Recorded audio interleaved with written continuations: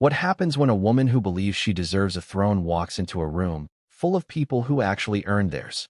That's the real question behind the night. Everything shifted at the Governor Awards 2025, a night dripping with diamonds, tension, hidden power games, and one moment so humiliating, so brutally silent, so surgically precise, that even the A-listers couldn't pretend not to notice. And it all began long before Meghan Markle even stepped onto that carpet, long before the cameras flickered in her direction, long before Jennifer Lopez delivered the kind of Hollywood checkmate that only a legend with 3 decades of credibility could pull off. But here's the twist most people will never tell you. This wasn't just an awkward interaction, or a harmless snub, or a misunderstanding between two celebrities. No. This was a collision of personas, reputations, and very different worlds. So let me ask you directly. What do you think happens when someone walks into a Hollywood institution expecting royal privileges that simply don't exist there? And more importantly, what happens when the most powerful woman in the room decides she's not playing along? Because that's exactly what unfolded, and that's exactly why this moment is still being whispered about in studio offices, backlit lounges, and the kinds of private Beverly Hills dinners where people don't raise their voices, but they do raise their eyebrows. Before we continue, please hit the like button, subscribe to the channel, and turn on the notification bell for updates. The Governor Awards had always been a sanctuary for real industry power. This wasn't some red carpet free-for-all where influencers could sneak in for clout or where headlines mattered more than legacy. No, this was old Hollywood, respected Hollywood, the Hollywood that built the careers, funded the films, and shaped the culture.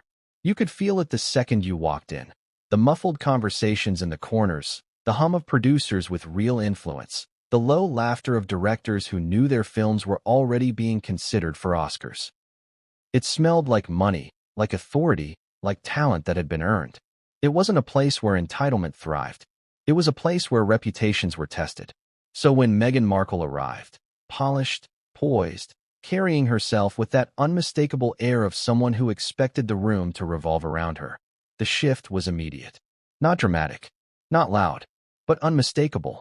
You know those moments when a room feels like it inhales at the same time? That was the vibe. People looked. People assessed. People waited. Because say what you want about Meghan, she doesn't enter quietly. And maybe she didn't intend to. Maybe she wanted this night to be her return, her Hollywood reset, her grand reentry after years of headlines, interviews, Oprah moments, Spotify drama, podcast collapses, Netflix deals, and the ongoing question everyone keeps whispering. Where does Meghan Markle actually belong? And honestly, that's the knot at the center of this story. Meghan believes she belongs at the top, or at least she carries herself like she does. But Hollywood? Hollywood doesn't care about your titles. It cares about your relationships, your work ethic, your track record, your history with people who actually run the industry. Meghan arrived with royal energy, but the Governor Awards is the wrong stage for that performance. And that mismatch is exactly why the tension started building before she even took 10 steps inside. Photographers snapped their shots, but their energy wasn't the same as it was for the main stars. Assistants noticed details. Stylists exchanged subtle glances. People at the door registered her arrival, but they didn't act impressed, they acted neutral. And neutrality, in a room designed for power, is already a sign. Did Meghan notice? Of course. She has impeccable social radar. But here's the twist. She misread the room. She thought neutrality was indifference. She didn't realize it was judgment. She didn't realize she was walking into a space that valued humility, something she hasn't demonstrated much lately. And to make it even more volatile, Jennifer Lopez had arrived just minutes before. Imagine the contrast. On one side, Meghan Markle, dressed to the nines, expression composed, posture straight, walking like someone who believes the night will pivot around her narrative. On the other side, Jennifer Lopez. An icon, a titan, a woman whose presence doesn't need an introduction because the room already knows exactly who she is and exactly why she matters. J.Lo walked in like a storm of flashbulbs, calm, powerful, magnetic. People gravitated toward her instinctively. They always do. That's the thing about earned respect. It doesn't have to be announced. It walks in before you do. So the moment Meghan stepped into that same energy field, The imbalance became almost comically obvious. There she was, expecting reverence. There J.Lo was, receiving it effortlessly. There Meghan was, interpreting every neutral look as a potential slight. There J.Lo was, not even needing to interpret, because the room communicated its loyalty clearly. And that's when the subtle heat started rising. That unspoken rivalry, that underlying tension, that feeling that Meghan had stepped into a game she didn't fully understand. But here's the part that sets the stage for everything that follows. The moment that tells you this night was destined to explode. Meghan didn't slow down. She pushed forward, trying to claim space in a room that didn't automatically grant it to her. She smiled widely. She made eye contact. She expected acknowledgement. And when she didn't get the reaction she thought she deserved, something shifted behind her eyes. You know those moments when someone's mask slips for half a second? That was it. The very beginning of the unraveling. But it wasn't until the entrance hall opened up into the dazzling reception area, filled with some of the most influential people in Hollywood, that the real trouble began. Because the second Meghan crossed that threshold, she realized she wasn't walking into admiration. She wasn't walking into acceptance. She was walking into collision. And standing at the center of the collision point, poised, composed, and already surrounded by Hollywood royalty, was Jennifer Lopez, casually sipping a drink and commanding the room without saying a word. And Meghan, for reasons only she fully understands, decided that was her moment, her opportunity, her entrance, her chance to make a statement. But she had no idea that Jennifer Lopez had already made one, without even glancing in her direction. And she certainly didn't know that the humiliation she was about to face would become the only thing anyone remembered from that night.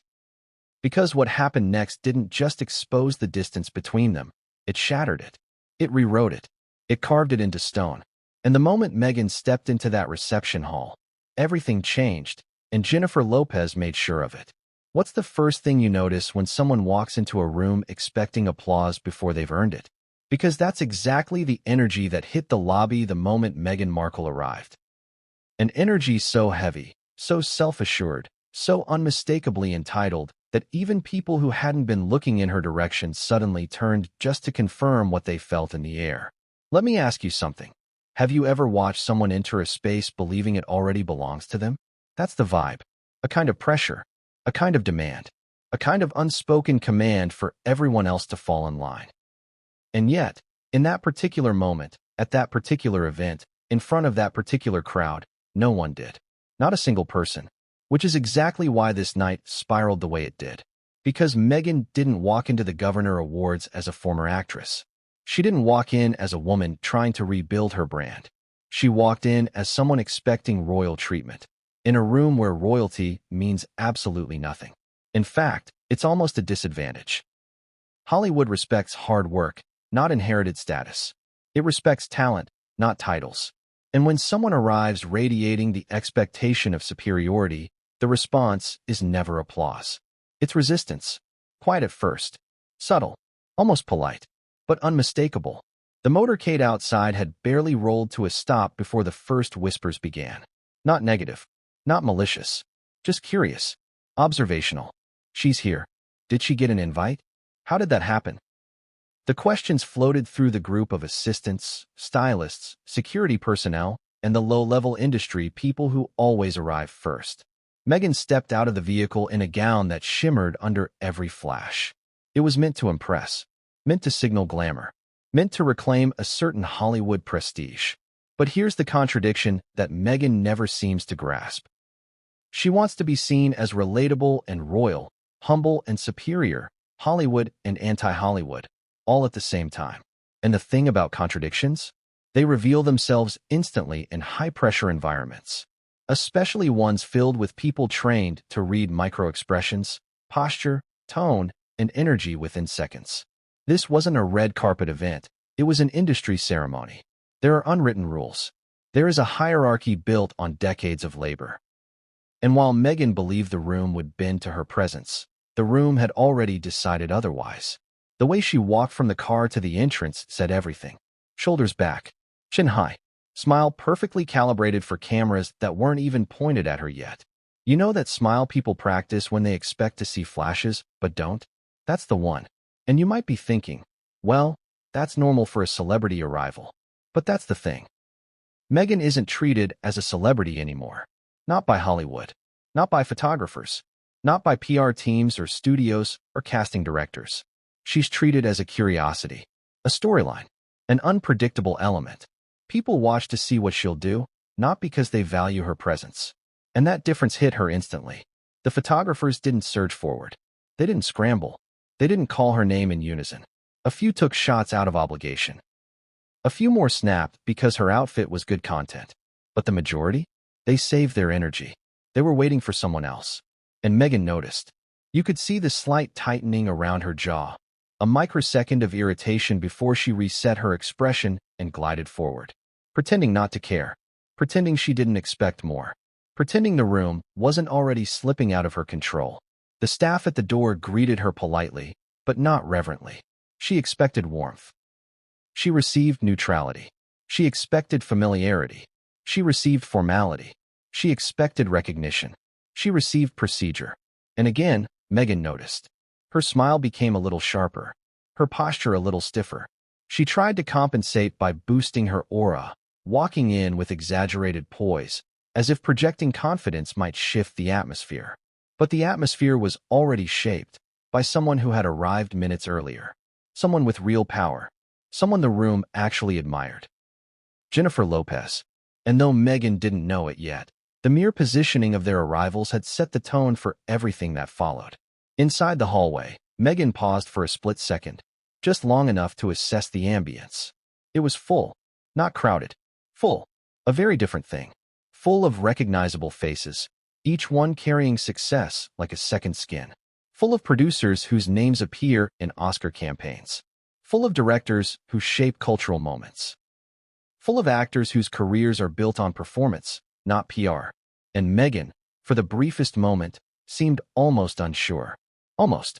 Because the thing about Meghan is that uncertainty flips into entitlement like a reflex. It's her defense mechanism. So instead of blending in, instead of easing into the room, instead of grounding herself, she elevated her chin and crossed the threshold like it was a coronation. But if she expected admiration, she received assessment instead. People turned, yes. But not in the way she hoped. Their eyes didn't widen. Their smiles didn't stretch. Their conversations didn't pause. They simply looked, and then looked away. The Hollywood equivalent of, oh, it's her. And this is where the pressure began building. Slowly at first, like a kettle warming on a stove. Because Meghan's entire identity in spaces like this depends on validation. She thrives on acknowledgement. She feeds off recognition. And the room wasn't giving her any. Which made her do what she always does when she feels overlooked. She tried harder. She stepped forward with more energy. She smiled more intensely. She adjusted her gown so its details sparkled brighter. She greeted people who weren't actually greeting her. She tried to create moments. But forced moments never land. They fall flat. They dissolve. They expose. And that's when she took those steps. The ones that pulled her into the reception hall, the glittering core of the venue. The one place where everyone who mattered was gathered. Voices bounced off marble. Laughter curved around the room. The scent of expensive perfume mingled with the faint aroma of champagne. It felt electric, alive, vital. Meghan inhaled deeply, as if preparing to be embraced by this world again. As if imagining that her presence alone would shift the energy. As if expecting the excitement to swell around her. But instead, the energy dipped. Not dramatically, not harshly, but enough for anyone with emotional intelligence to notice. It wasn't rejection. It was disinterest. And disinterest hurts far more than hostility. Meghan scanned the room. And that's the exact second everything changed. Because there she was. Jennifer Lopez. Radiant. Confident. Surrounded. Powerful without trying. J.Lo stood at a center table, holding a glass casually while two major directors leaned in to speak to her. Actors hovered nearby, waiting for a chance to greet her. Executives nodded respectfully when she passed. She was the gravitational center of the room, and she didn't need to announce it. She didn't need a title. She didn't need a crown. Her presence carried weight. Meghan felt it instantly. The comparison, the contrast, the imbalance. J.Lo was everything Meghan wanted to be in Hollywood. Respected, desired, relevant, enduring, admired. and the distance between them was crushing. But instead of stepping back, instead of recalibrating, instead of observing quietly, Meghan moved forward, straight toward the fire, straight toward the queen of the room, straight toward the woman whose influence could lift or bury anyone. She didn't know yet what was coming. She didn't know the humiliation that awaited her. She didn't know J.Lo had already noticed her and dismissed her. Because the moment Meghan took that final step into the reception hall, everything changed. And Jennifer Lopez was about to make sure she felt it. What happens when the room's true star walks in? Not the one who believes she should be treated like royalty, but the one who actually earned it. Because the moment Jennifer Lopez made her entrance, the entire atmosphere of the Governor Awards shifted like a sudden change in barometric pressure. You could feel it, not just see it. Conversations softened. Heads turned. Cameras lifted. People straightened their posture instinctively, the way they do when someone important walks by. And let me ask you this. Doesn't it say everything when one woman walks into a room and people react, while another woman walks in and people merely observe? That was the difference. That was the imbalance. That was the unavoidable truth Meghan Markle walked straight into without realizing she was stepping into the center of someone else's orbit. Someone whose power came from consistency, discipline, charisma, and decades of being undeniable. Jennifer Lopez did not have to announce herself. She didn't have to posture. She didn't have to pretend.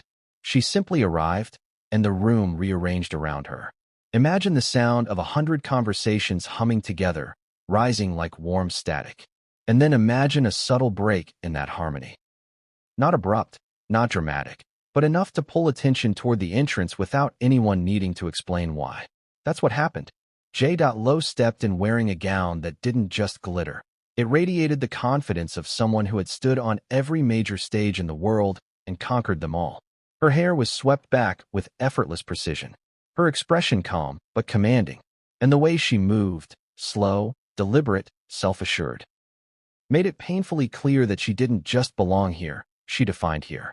People weren't just admiring her outfit, they were acknowledging her legacy.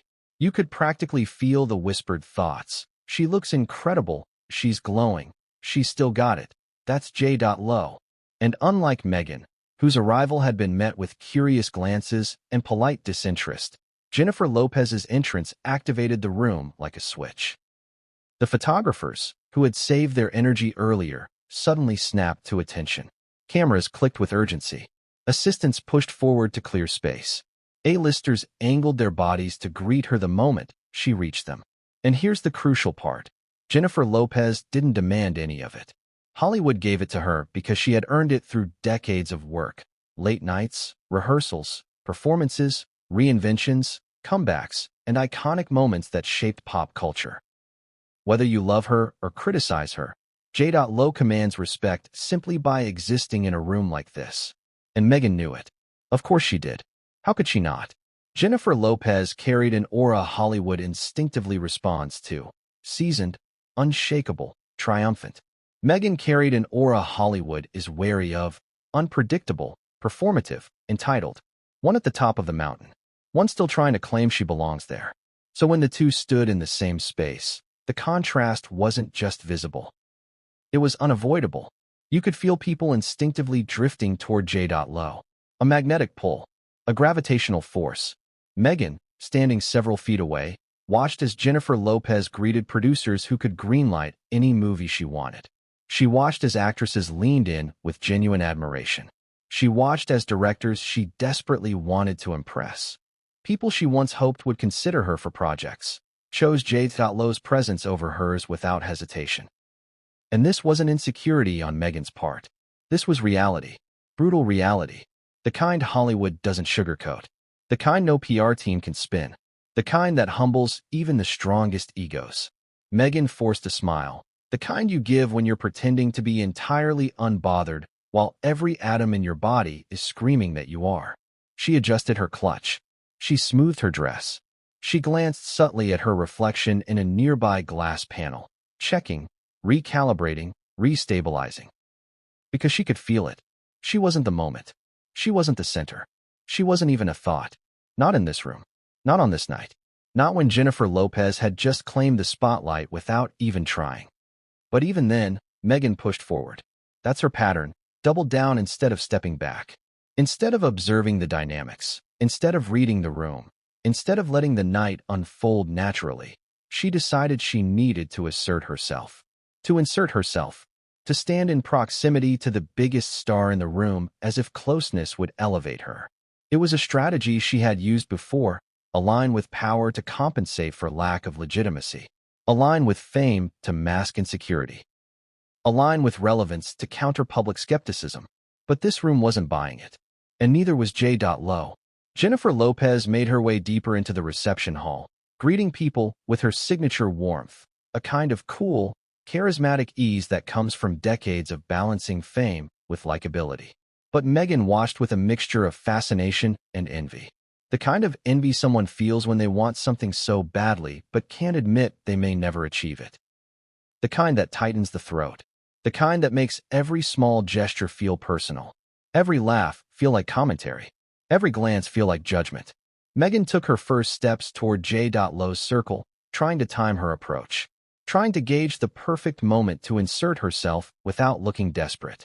Trying to appear casual even though her every movement was calculated. She slowed her walk when she thought people were watching.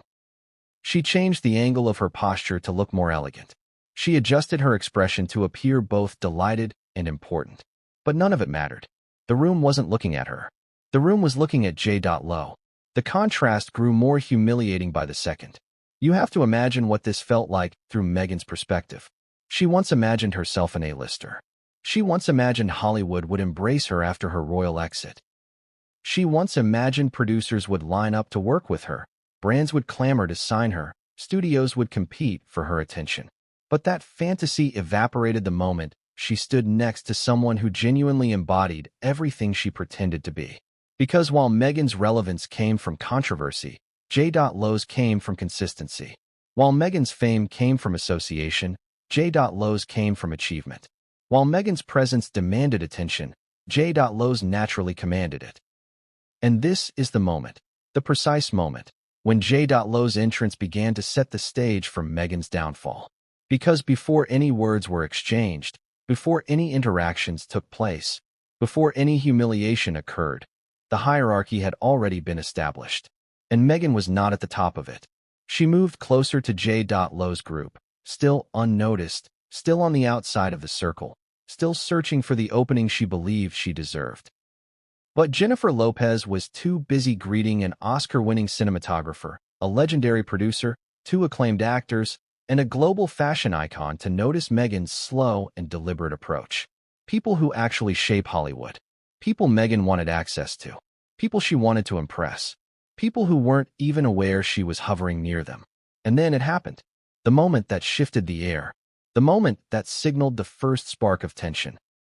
The moment Meghan had been waiting for. When J.Lo finally turned in her direction, face poised, posture perfect, expression unreadable. For a split second, the world narrowed. Meghan smiled, wide, eager, a little too prepared, believing this was it. Her moment. Her chance to align with J.Lo, to be seen beside her, to look connected, relevant, important. But the look J.Lo gave her?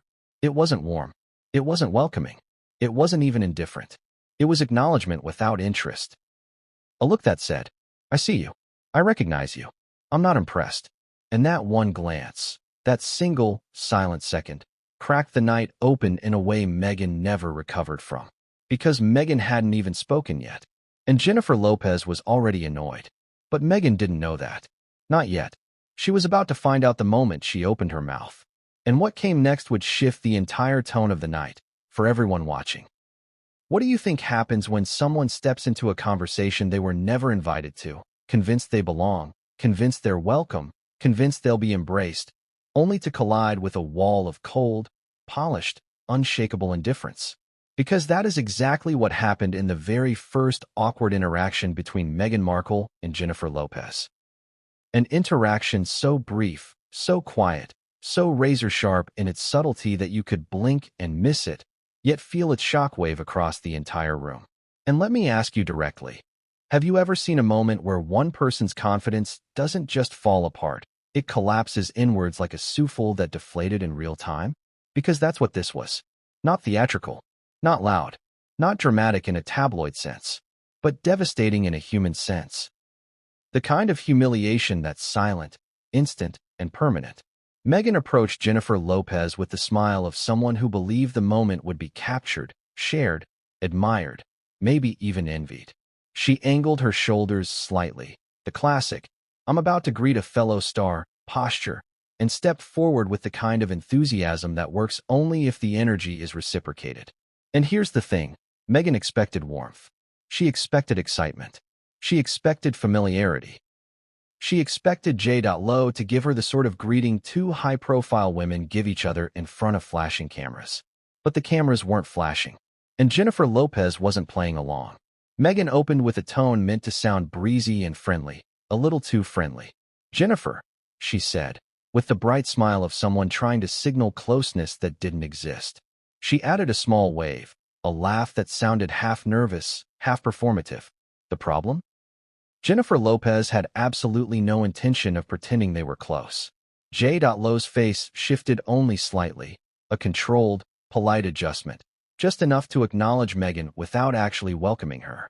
A soft smile, a shallow nod, a cool, measured tone. "Hi." Nothing more, nothing less. It was the Hollywood version of a handshake made of ice. People around them noticed. Of course they did. In Hollywood, facial expressions are currency. Energy shifts are warnings. Tone is everything. Meghan expected J.Lo to mirror her enthusiasm, but instead she received a greeting that said, "I recognize you." That is all. And you could almost see the shock ripple across Meghan's face before she quickly disguised it with an even bigger smile. Overcorrecting, overcompensating, trying too hard. That's the pattern. Always. Meghan tried to salvage the moment. She leaned in slightly as if they were longtime acquaintances. She touched J.Lo's arm lightly. A move designed to create instant intimacy, to imply camaraderie. But J.Lo didn't lean in. She didn't soften. She didn't react warmly. She simply shifted her weight so subtly that only someone 2 feet away, like Meghan, could detect the retreat. A microscopic step back. A fractional tilt of the chin. Enough for Meghan to feel it. Enough for everyone watching to understand it. And here's the uncomfortable truth. Jennifer Lopez wasn't being rude. She was being honest. Hollywood doesn't fake familiarity without reason. There's no benefit in pretending to be close to someone who isn't relevant, respected, or strategically useful. And J.Lo, with her decades of experience navigating fame, power, and publicity, knew exactly what this was. Meghan trying to align herself with someone bigger, brighter, more beloved, hoping to siphon a little of that glow for herself. But the glow wasn't available. Not tonight. Not for her. Meghan attempted a laugh. Too loud for the moment, to bridge the gap J.Lo had intentionally created. "Oh my gosh, it's been forever," she said. Except it hadn't. They'd barely met. And everyone in J.Lo's circle knew it. You could feel the discomfort rising like heat. A couple of stylists exchanged quick glances. An assistant shifted awkwardly. One of the directors subtly turned his body away, giving J.Lo an out if she wanted to disengage. And she did. Jennifer Lopez responded with the kind of elegant, minimalistic courtesy that says everything without saying anything. "Nice to see you," she replied, voice smooth but distant, eyes not fully locking on Meghan. The sentence lasted only a second, but the meaning lingered in the air like fog. This is not a connection. This is not a reunion. This is not a friendship. Still, Meghan persisted. She asked a question, something generic about the event, something meant to spark conversation. But J.Lo's attention flicked briefly to the director beside her, then back at Meghan. She answered politely, but her voice lacked any warmth, any spark, any invitation to continue. You could practically feel the conversation fighting to die, yet Meghan kept trying to force life into it. And that's when it happened. The moment when Meghan's desperation became visible. She let out one of those forced high-pitched, "I totally get it" laughs, leaned in again, and said something meant to sound lighthearted. "You look amazing, as always," which ordinarily would be a normal compliment, if it weren't delivered with such obvious hopefulness. Meghan wanted a compliment back. She wanted J.Lo to return the favor, to validate her, to level the field. And maybe even on a different day, J.Lo would have. But not here. Not now. Not in this dynamic. J.Lo simply smiled, a small, graceful smile, and said, "Thank you," without adding anything else. "No, you too. No, I love your dress. No, it's so good to see you. Just thank you." A dead-end response. A verbal period. A full stop. Meghan froze for a millisecond. Her smile faltered, just slightly, before she pasted it back into place. But the damage was done. She had walked into the interaction expecting validation. Instead, she was handed boundaries. And everyone watching? They felt it. The room shifted again, not dramatically, but unmistakably. A subtle exhale. A mutual understanding. The hierarchy had just been reinforced. Meghan was not J.Lo's equal. She never had been. And Jennifer Lopez wasn't going to pretend otherwise for the sake of Meghan's ego. But instead of backing off gracefully, instead of giving J.Lo space, instead of recalibrating her approach, Meghan made a decision that would magnify the awkwardness tenfold. She stepped closer, again, ready to speak, ready to push the moment further, ready to assert herself in a situation that was already crumbling. She thought she could fix the energy. She thought she could force chemistry. She thought she could reposition herself in the conversation. She was wrong, because the very next thing Meghan did would turn the discomfort into full-on tension. And that's when the night truly started to unravel. Have you ever watched someone walk into a conversation that was clearly closed? Not just closed, but sealed, locked, and reinforced. And somehow convinced themselves they could pry it open just by showing up? Because that was Meghan Markle in this exact moment. A woman determined to insert herself into a circle that had not invited her, did not need her, and absolutely did not want to be interrupted. And here's the question that hangs in the air like static. Why do some people believe proximity equals acceptance? Why do they think standing near power means they've earned a place among it? Because the way Meghan moved next. It wasn't confidence. It wasn't charm. It wasn't social awareness.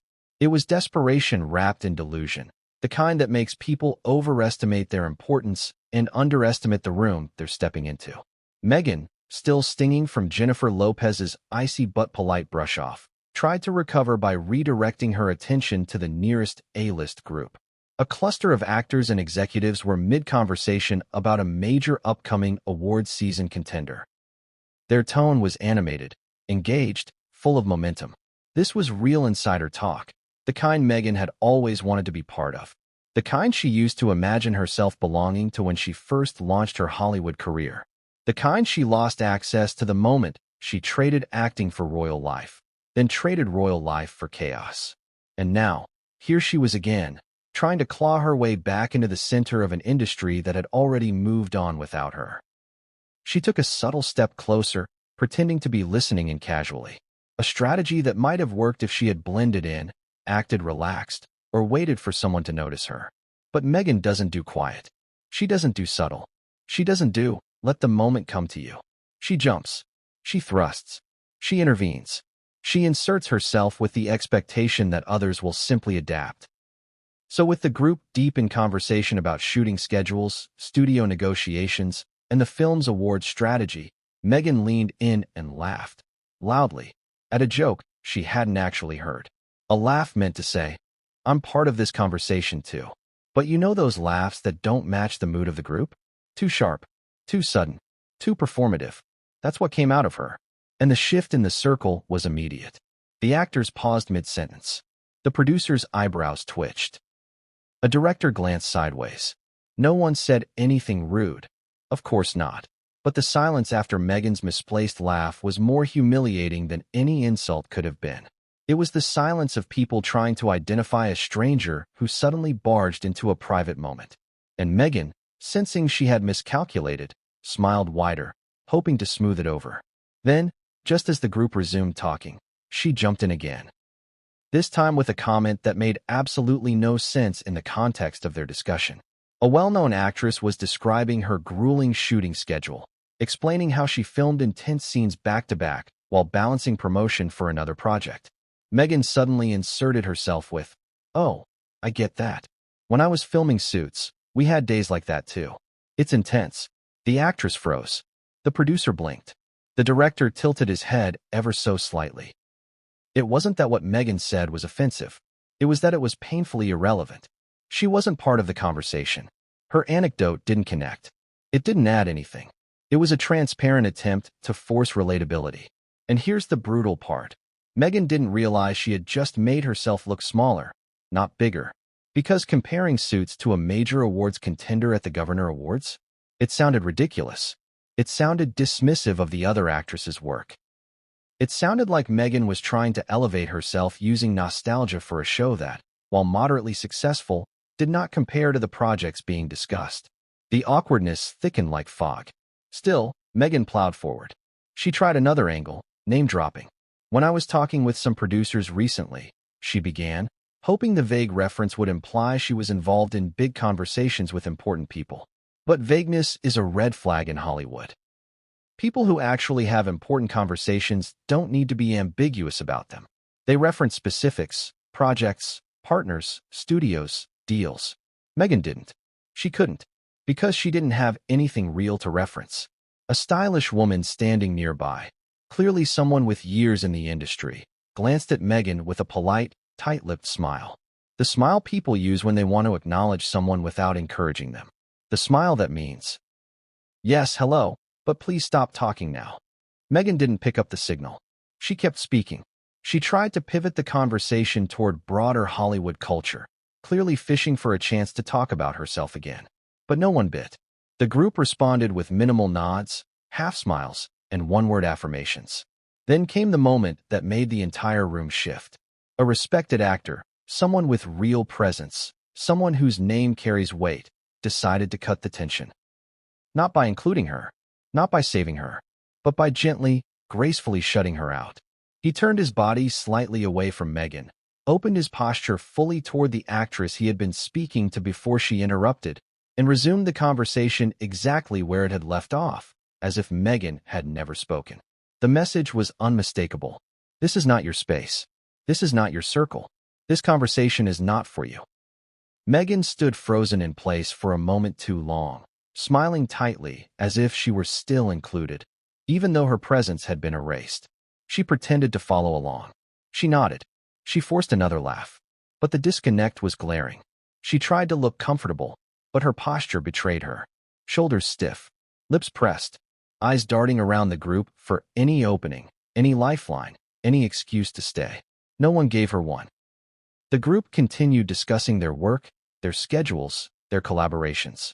Real projects, real accomplishments, real conversations grounded in experience Meghan no longer had access to. And the more she stood there, the more obvious it became. She didn't belong in this conversation. Not because she was unwelcome as a person, but because she had nothing meaningful to contribute. And then she went for it. The move that made everyone around her visibly uncomfortable. She stepped forward, physically inserting herself into the circle, a literal invasion of space, and said loudly enough for others to hear, "Well, I always said Hollywood needs more voices like ours. People who understand pressure from all sides." The irony was thick enough to choke on. Because everyone in that circle actually dealt with pressure, artistic, professional, financial, emotional. Meghan dealt with attention, headlines, PR swings, self-inflicted chaos. The comparison was insulting. The producer finally did something to break the moment. He smiled politely and said, "Excuse us one moment," before turning completely away from Meghan to address the others. The group followed his lead. In seconds, Meghan was standing outside the circle she had tried so desperately to join, blinking in the middle of a conversational bubble that had closed without her. She stepped back slowly, then a little further, until she was no longer hovering but retreating, wounded, humiliated, but still desperate to save face. She glanced across the room, searching for someone else to impress, someone else to approach, someone else to latch onto. And that's when she saw her, Jennifer Lopez, watching, expression unreadable, jaw set, eyes colder than before.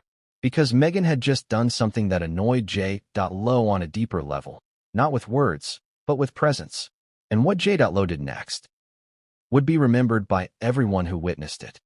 What happens when a single moment, just 5 seconds, maybe less, exposes everything someone is trying so desperately to hide?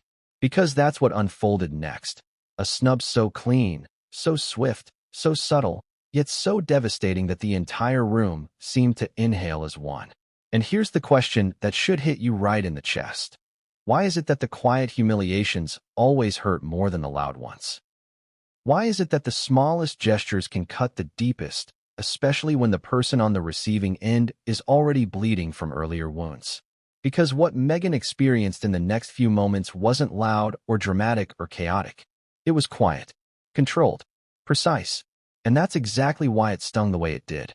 Meghan had just withdrawn from the conversation she failed to infiltrate, her smile slipping, her posture stiff, her eyes scanning the room for someone, anyone, who might acknowledge her.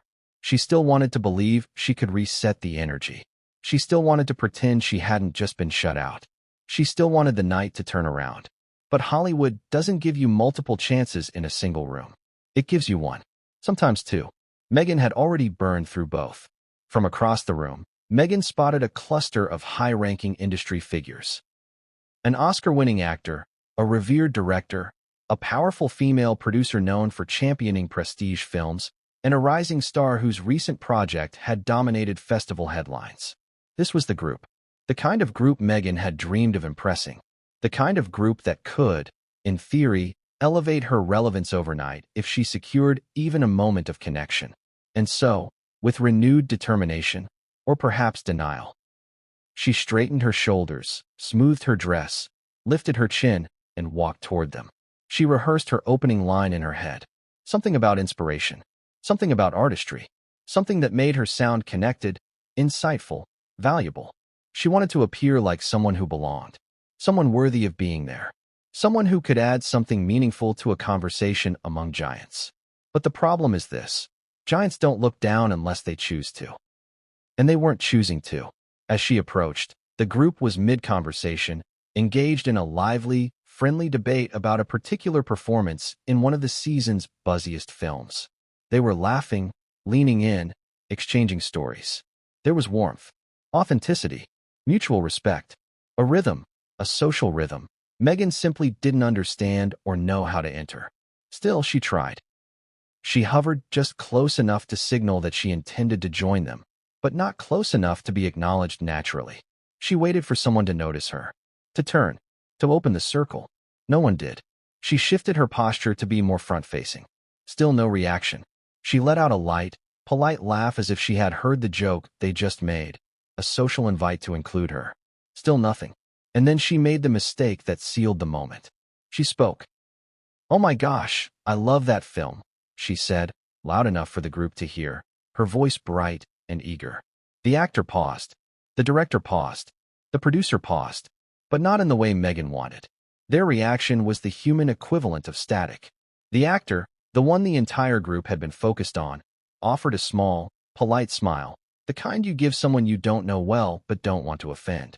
The director nodded slightly. The producer looked away briefly, as if searching for an exit from the awkwardness. But the rising star? She delivered the blow. The kind that doesn't look like a blow until you feel it. She said, with perfect politeness, perfect calm, perfect control, "Excuse us just one moment," before turning her entire body away from Meghan, redirecting the circle's attention back to the actor, effectively sealing the conversational boundary shut. It was done with such grace, such professionalism, such finesse that no one could accuse her of being rude. And yet it was brutal, because it was a dismissal, a gentle, elegant, impossible to argue with dismissal. A dismissal wrapped in courtesy, meant to tell Meghan, this moment isn't for you. This conversation isn't for you. This circle isn't for you. Not tonight. Not here. Not with us. Meghan froze, just for a fraction of a second. But you could feel that fraction. Her smile flickered. Her breath hitched. Her shoulders dropped by a millimeter. She looked as though she had been unplugged from the current of the room. Like she didn't know where to put her hands, where to look, how to stand, how to hide the sting. That's the worst part of silent rejection. You can't defend yourself. You can't push back. You can't accuse anyone of wrongdoing. Because the room itself becomes the witness and the judge. Meghan stepped back. One step, then another. She pretended she needed to adjust her purse. Then pretended she needed to look around for someone else. Then pretended she was just observing the room. Anything to make the retreat seem intentional. But it wasn't intentional. It was survival. And here's where the moment becomes even more cutting. Jennifer Lopez had been watching. Not openly, not dramatically, but with peripheral awareness. J.Lo saw Meghan's attempted approach. She saw the rising star's graceful shutdown. She saw the producer looking away. She saw the actor re-engage with his original conversation. She saw it all, and she didn't intervene. She didn't offer Meghan an escape. She didn't soften the moment. She didn't give her a lifeline. Because why would she? Jennifer Lopez had no obligation to rescue Meghan from a humiliation Meghan created with her own behavior, her own expectations, her own miscalculated attempts to insert herself into spaces she hadn't earned. But what J.Lo did next? What she did in response to that 5-second snub, that changed the tone of the entire night. Because Jennifer Lopez didn't ignore Meghan, not fully. She acknowledged her in a way that was far, far worse. She turned. She locked eyes with Meghan for exactly half a second. She offered a small, controlled, neutral smile. Then she turned back to her own circle, a circle more powerful, more respected, more impenetrable than any Meghan had attempted to join. It was a gesture that said, "I saw what happened. I understand why it happened, and I'm not fixing it for you." And that single moment, that tiny, quiet, devastating moment, sent Meghan spiraling toward the next mistake of the night. Because humiliation doesn't make her retreat. It makes her push harder. And her next move? What annoyed Jennifer Lopez more than anything else so far? What do you think happens when a person who's already been quietly rejected 3 times in one night decides that the only solution is to try again? Not to pause, not to recalibrate, not to observe the room and adjust, but to push even harder into the very social currents that are already pulling away from her. Because that's exactly what Meghan Markle did next. And it's the moment that shifted Jennifer Lopez from mildly unimpressed to genuinely irritated. And you can feel it in your chest if you've ever been around someone who simply cannot read a room, cannot take a hint, cannot sense when every signal around them is screaming, "Stop. Just stop." But Meghan didn't stop. She stepped straight into the eye of the storm she was creating. After the rising star's graceful but unmistakable snub, Meghan drifted through the reception hall like someone trying to outrun the embarrassment still clinging to her. Her smile was pinned tightly to her face. The kind of smile that looks perfect from far away but strained up close. Her shoulders were stiff.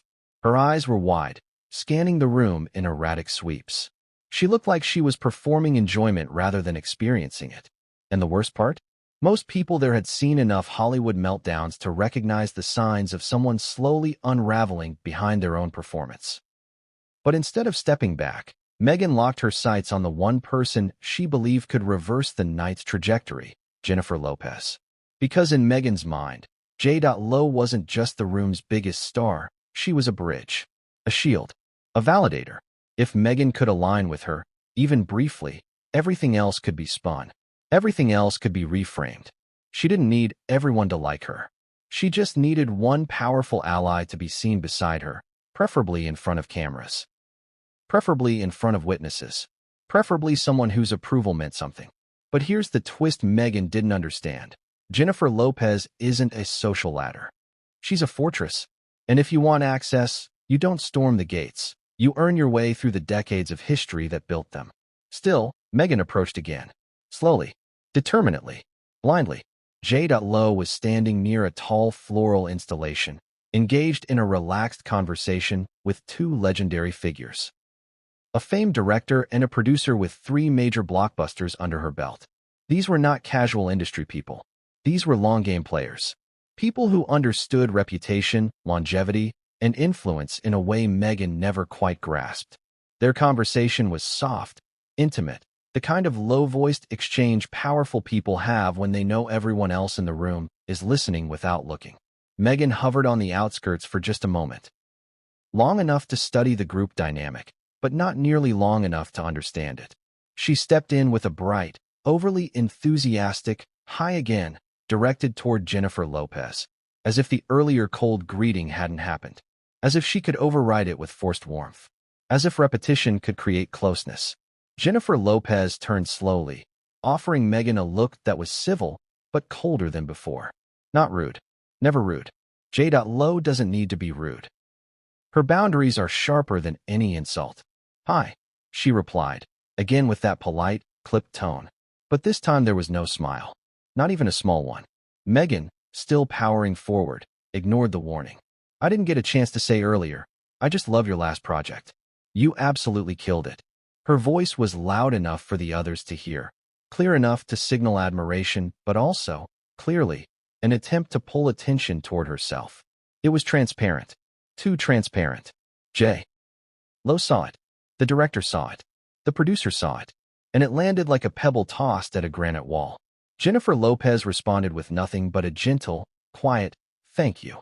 Again, no return compliment. No warmth. No follow-up question. No invitation to continue.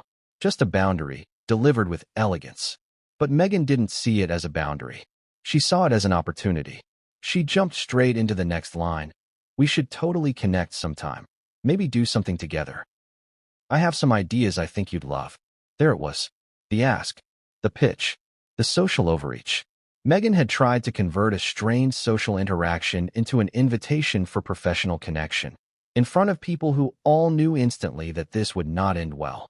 You could practically hear the director swallow his drink too quickly. The producer's eyebrows softened sympathetically, not toward Meghan, but toward Jennifer Lopez, for having to navigate the awkwardness with grace. Jennifer's reaction was immediate. A blink, a breath, a slight tightening of her jaw, so subtle, but not subtle enough to hide from the seasoned insiders standing beside her. J.Lo said. Well, that's nice of you to say. But she didn't say. We should connect. That sounds interesting. Tell me more. Let's exchange info. She gave Meghan nothing. And that nothing was everything. The silence stretched for half a beat too long. Meghan panicked. She jumped in again.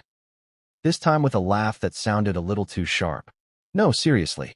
You'd be perfect for something I'm working on. I think with our backgrounds, we could really. Jennifer Lopez cut her off. Not rudely, not aggressively, but with precision. She turned slightly toward the producer beside her and said, sorry, you were saying something about the timeline? Fully pivoting her body, giving the producer the floor. It was the most elegant conversational redirection imaginable. The Hollywood equivalent of shutting a door gently but firmly in someone's face. Meghan stood there, frozen, arms slightly locked at her sides, smile rigid, eyes blinking rapidly. The circle had closed without her. Again, but this time, Jennifer Lopez had done the closing, and she had done it with the confidence of someone who knows exactly how to protect her space, her image, her boundaries, and her night from someone who is overstepping. Meghan attempted to stay anyway.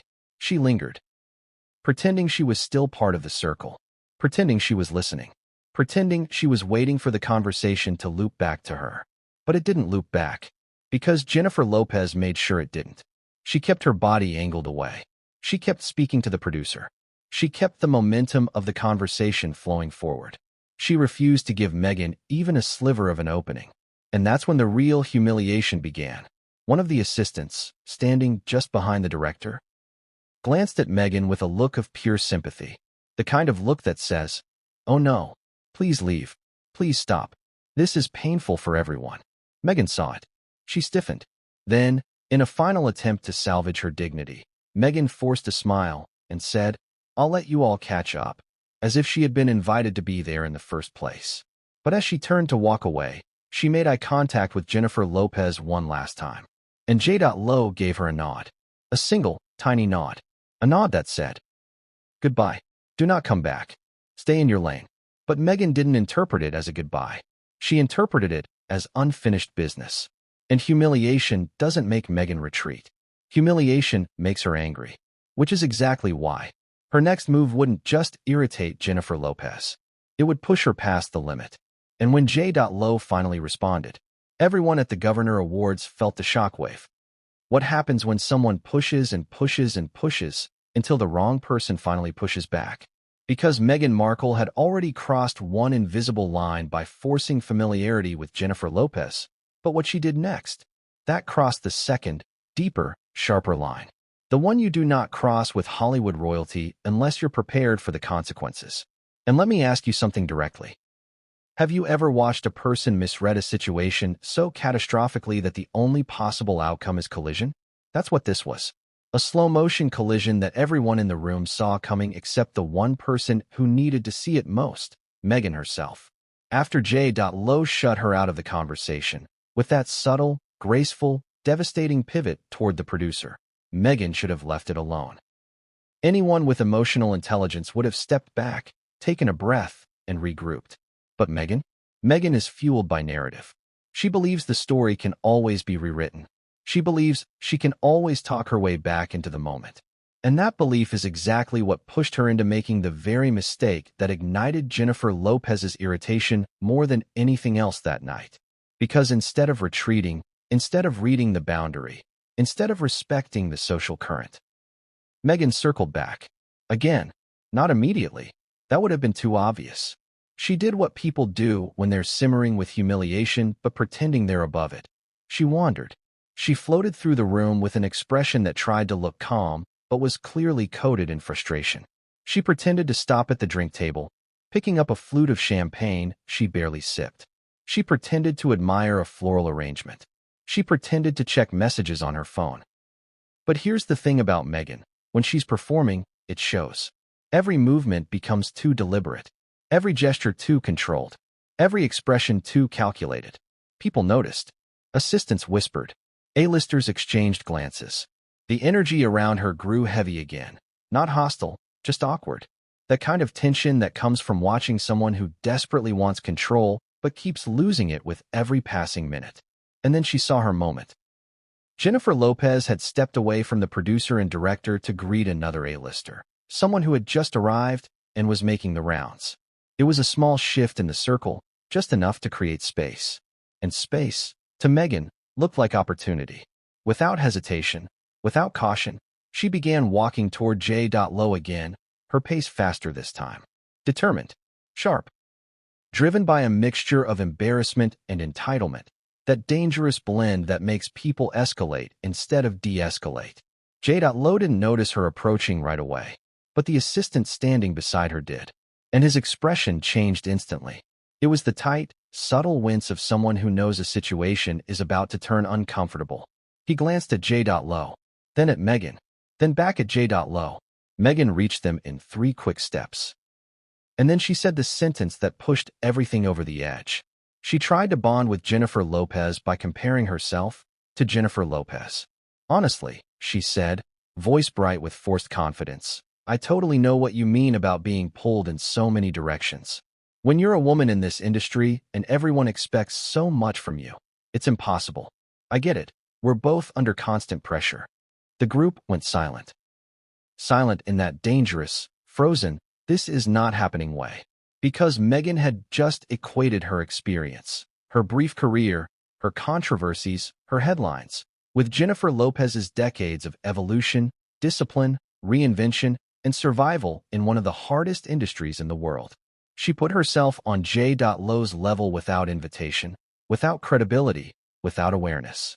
It was the social equivalent of walking onto a stage unannounced and grabbing the mic from the headliner. And J.Lo felt it. Her posture changed, barely, but unmistakably. A slight lift of the chin, a microscopic tightening around the eyes, a subtle shift of the weight on her heels, the kind of shift that says, no, absolutely not. Do not go there. But Meghan didn't sense the change. She kept going. I mean, we both know what it's like to juggle all these expectations, she continued, oblivious. People assume we can handle everything. They don't see how much we sacrifice. Women like us. We have to fight twice as hard. Women like us. Women. Like. Us. That was it. The moment that snapped something inside Jennifer Lopez so cleanly the energy in the room tilted. Because women like J.Lo built empires through grit, sweat, talent, and survival. Women like Meghan believed visibility equaled achievement. And J.Lo wasn't going to let that comparison stand. Her response came quietly. Soft, controlled, elegant, but sharp enough to cut the air. She said, I'm not sure our experiences are the same. That was it. Just that. But those 8 words landed with the weight of thunder. Everyone within earshot felt it. Everyone felt Meghan's smile break, internally, if not externally. Everyone felt the shock, the embarrassment, the instant unraveling. Meghan blinked rapidly. She tried to laugh. She didn't know what to do with her hands. She glanced at J.Lo's face, searching for softness, hoping for a follow-up comment, a joke, something to soften the blow. Nothing came. Jennifer Lopez simply looked at her with calm, unwavering eyes, the look of someone who had just drawn a line in the sand. A line Meghan was now firmly on the wrong side of. And that should have been the end of it. But humiliation has a way of making Meghan double down yet again. Because instead of retreating, instead of apologizing, instead of shifting away, Meghan said, "Well, I just meant that we're both used to being the center of attention, you know? People look up to us." If J.Lo's jaw tightened earlier, now it locked. She inhaled slowly through her nose. She held the breath for a beat. She exhaled with a controlled smile that didn't reach her eyes. Then she said, quietly, firmly, "People look up to you?" The silence that followed stretched like a rubber band pulled too tight. And then, as if on cue, someone at the table let out a soft, involuntary chuckle they tried immediately to swallow. A single breathy laugh. But the damage was done. Meghan heard it. Everyone heard it. Her face flushed, not red, but pale. That kind of blanching embarrassment that drains the color from your skin. She stammered, barely. Not enough for a scene, but enough for anyone watching closely to see. She tried to recover, but J.Lo didn't let her. Not with words. With something far more powerful. Silence. Jennifer Lopez simply looked at her, expression unreadable, posture poised, waiting to see what Meghan would do next, knowing Meghan had nothing left to say that wouldn't dig her deeper. And that silence crushed Meghan. Finally, after a few unbearable seconds, Meghan forced a strained laugh and said, "Anyway, I'm going to grab a drink." She turned sharply, pretending to smile as she walked away, but her stride had changed. It was stiff, clipped, shaky. The walk of someone trying not to cry or scream or both. But humiliation doesn't stay contained inside someone like Meghan. It leaks. It festers. It evolves. It turns into heat, anger, wounded pride. And that's exactly what happened. Because Meghan's next move wasn't desperate, wasn't hopeful. It was retaliatory. And it was the moment Jennifer Lopez shifted from irritated to done.